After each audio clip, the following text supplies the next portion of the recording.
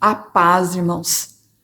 Vamos dar continuidade. Agora o terceiro episódio e último, sobre liberação de perdão. E pedido de desculpa também, né? Parece que não basta a gente liberar perdão, a gente tem que se humilhar também. Mas tudo bem. Esse outro foi com uma pessoa que eu não tinha convivência, eu não tinha amizade nenhuma com ela, mas fazia parte de um grupo do Telegram. Eu entrei, assim, no início da minha conversão, eu entrei num grupo do Telegram que era daquele pastor que me batizou, né? Então, naquele grupo do Telegram, quem comandava era o pastor. Depois, mais para frente, ele colocou mais pessoas, né, para administrar o grupo, porque ele não estava dando conta, porque o grupo cresceu muito. E no meio disso tudo, uma pessoa ali, um rapaz desse grupo, eu acho que ele tinha muito convívio com o pastor. E sei que no decorrer do tempo o pastor o consagrou também como pastor. E ele sendo consagrado como pastor, ele começou a fazer toda noite cultos ali naquele grupo. Então toda noite tinha culto. E eu não participava porque não dava tempo, né? Aí teve um dia que eu resolvi participar daquele culto.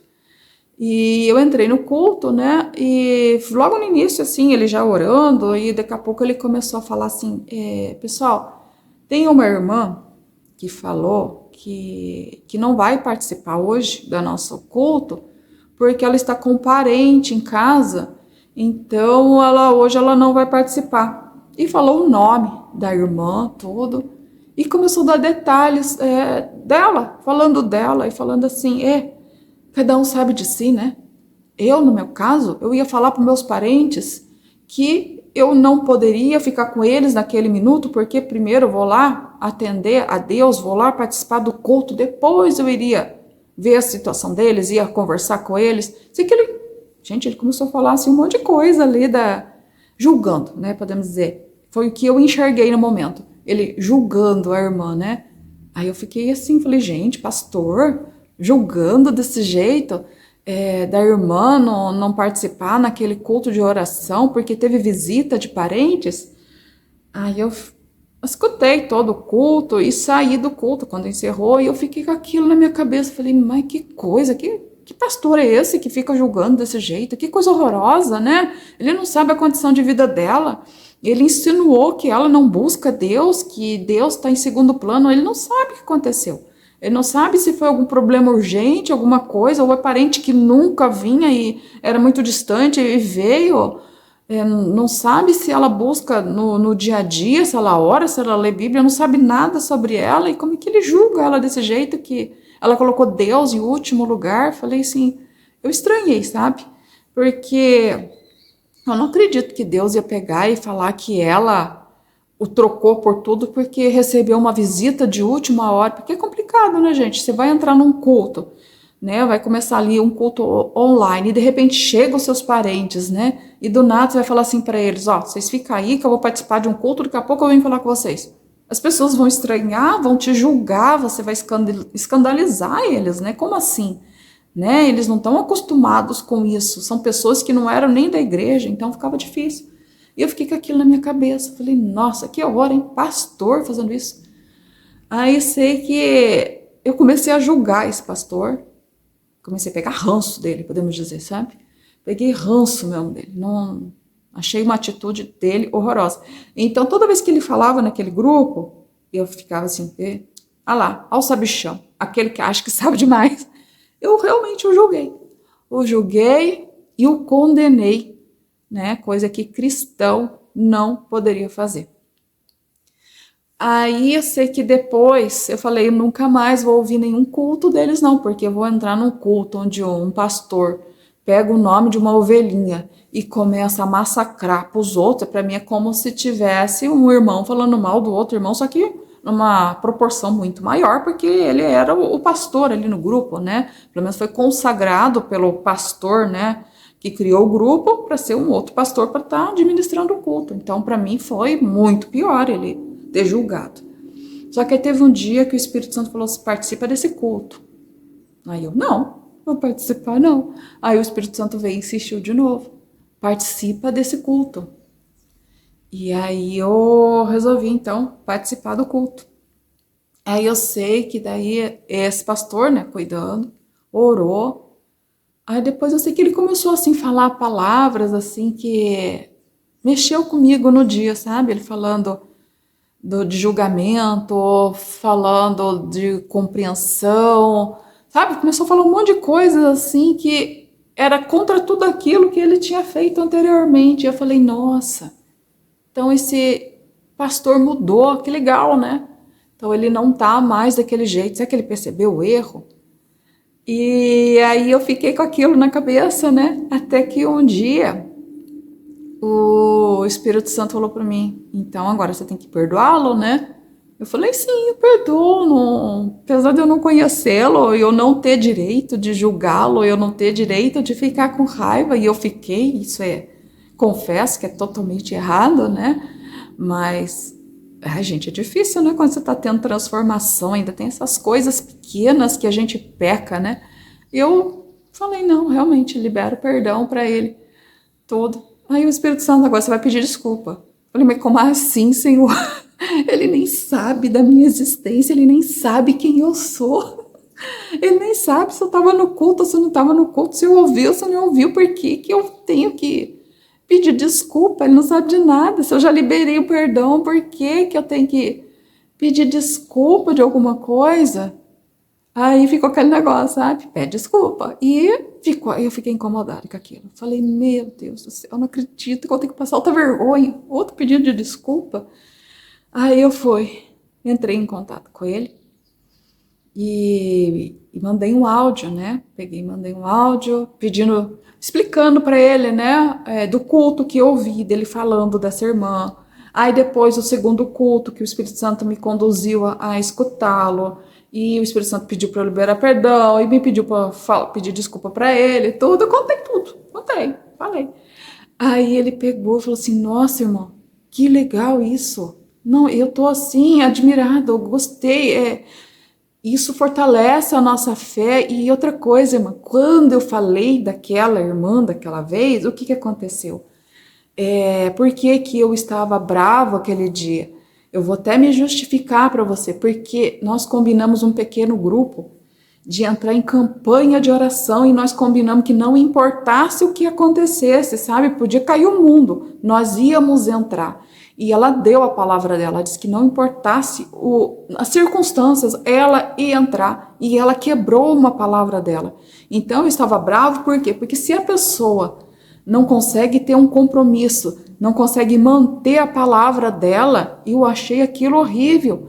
E eu fui, conversei com o povo para eles entenderem a importância disso tudo. A gente não pode quebrar uma palavra, algo que a gente, ainda mais que é para Deus. Então, se falei para Deus, confirmei para Deus que eu ia fazer uma campanha, eu não poderia quebrar aquele voto, ainda mais que eu disse que não importasse o que acontecesse. E ela, na primeira vez que veio a família, ela já quebrou a palavra. Então, eu achei aquilo forte, porque ela não estaria quebrando a palavra com eles, mas foi direto com Deus, porque se você fala, né, vou fazer campanha de oração, não importa, Senhor, o que vai acontecer. Quantos casos que a gente vê na Bíblia, né, que quando eles davam a palavra para Deus, porque Deus não pediu nada, Deus não pediu para ela se comprometer com uma campanha de oração com ele, e Deus não pediu isso.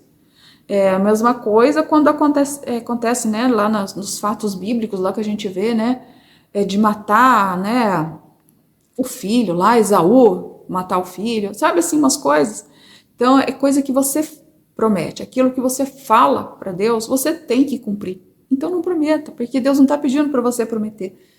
Então, irmãos, nessa situação, eu compreendi. Eu até falei para ele: olha, então eu compreendi o porquê, que até que Deus queria que eu te pedisse desculpa também, né? Para eu entender a circunstância, entender o que aconteceu, porque eu concordo contigo. A partir do momento que você dá a palavra para Deus, acabou. Se vira, dá um jeito.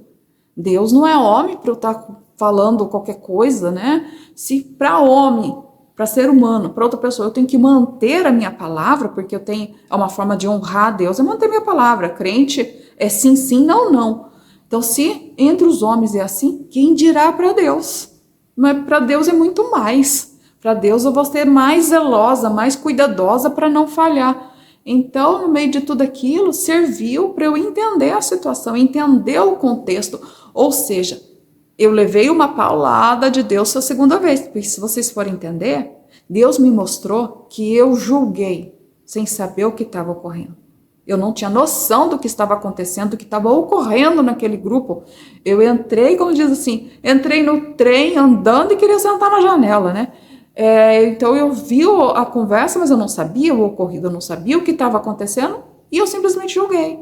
Então isso daí foi uma paulada também que Deus me deu para que eu aprendesse. Não julgue. Não julgue se você não sabe o que está acontecendo, porque a gente tem que julgar conforme a justiça de Deus. E o que é julgar conforme a justiça de Deus? Conhecer todo o contexto e ali está na palavra ou não está na palavra. Entendeu? Na dúvida, cale a boca, não fale nada. O melhor é nem julgar, fica quieto, né? Tem coisas assim, né? Alguns pastores, né? Alguns escândalos, né? Que acontecem aí com os pastores, que eu posso julgar a conduta do pastor, né? Falei, não, essa conduta do pastor está errada, mas limita-se a isso.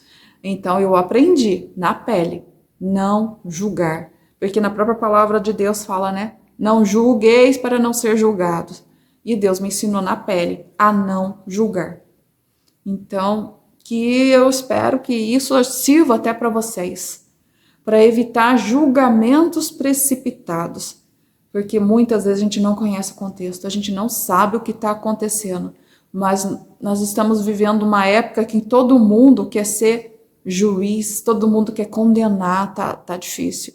E infelizmente eu caí nesse mesmo erro. Hoje eu vigio para não fazer mais isso.